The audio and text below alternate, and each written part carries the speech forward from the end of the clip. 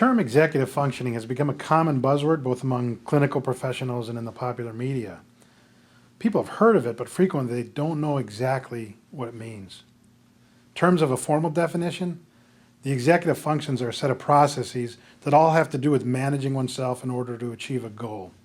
It's a group of brain-based skills that involve mental control and self-regulation.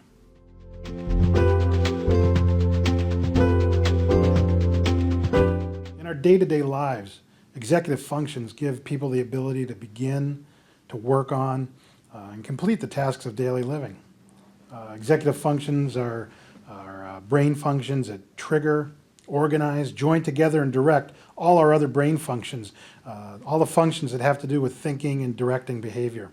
For example, executive functions relate to motivation, formation of goals, self-awareness, judgment, creativity, sense of responsibility, making plans and being able to carry them out, and that's just to name a few. So it's easy to see how important these things are to life.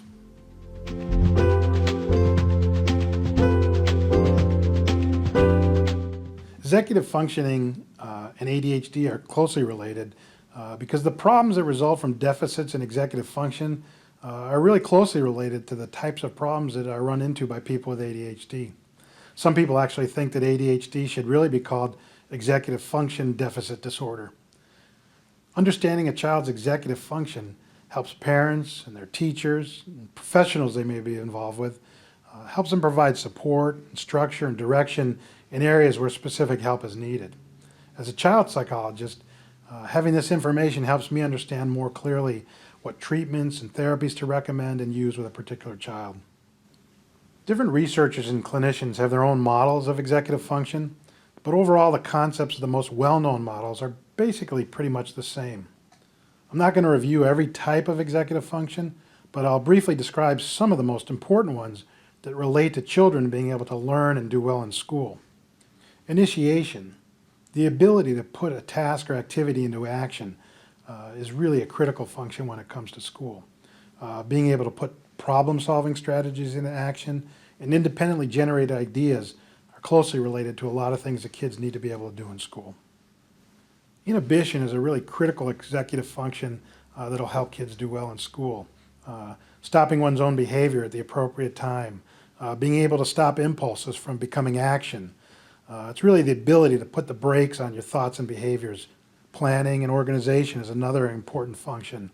The ability to think ahead and develop a plan of action and execute it. Manage multiple steps in a plan is also really important. Self-monitoring, the ability to observe your own behavior and then sort of measure it or judge it based on what's expected or needed in a given situation is another very critical function that relates to learning.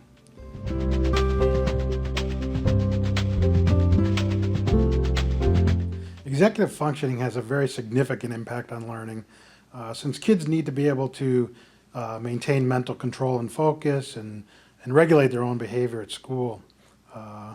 In day-to-day classroom life, a student's executive functioning affects their ability to make plans, to keep track of time, to keep track of more than one thing at a time, to be able to include past knowledge and present thinking, to work cooperatively in groups, evaluate ideas, think about and reflect on their work, finish work on time, ask for help, wait their turn to speak, or to seek information and clarification when needed. In future segments, I'll discuss specific strategies for coping with problems in executive functioning.